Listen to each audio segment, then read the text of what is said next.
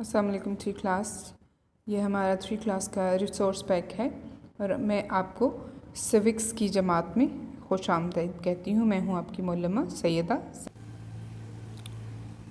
बच्चों, आप जानते हैं कि हमारी सिविक्स की क्लास में हमारा उन्वान है साइंस के करिश्मे।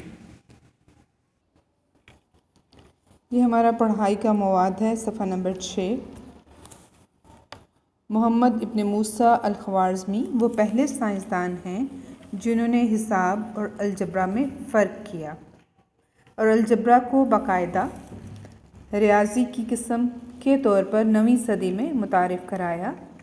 यूरोप पहली बार हिसाब के इस नए सिस्टम से 12वीं सदी में मुतारिफ़ हुई, जब बरतानवी मुहक्किक रॉबर्ट ऑफ चेस्टर ने अल-ख़वारिज़मी की मशहूर तसनीफ़ किताब अल-जब्र व अल-मुक़ाबला का तर्जुमा किया।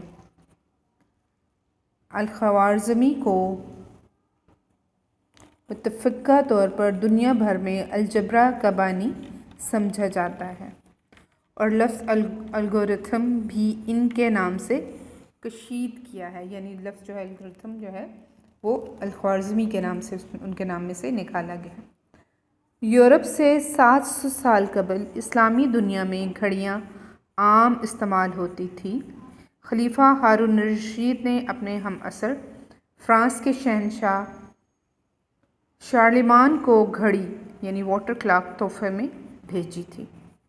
मोहम्मद इब्न अली ख़ुरासान लक़ब अल-साअती 1185 ईस्वी दीवार घड़ी बनाने का माहिर था, यानी वो घड़ी जो दीवार के अंदर नस्ब होती है।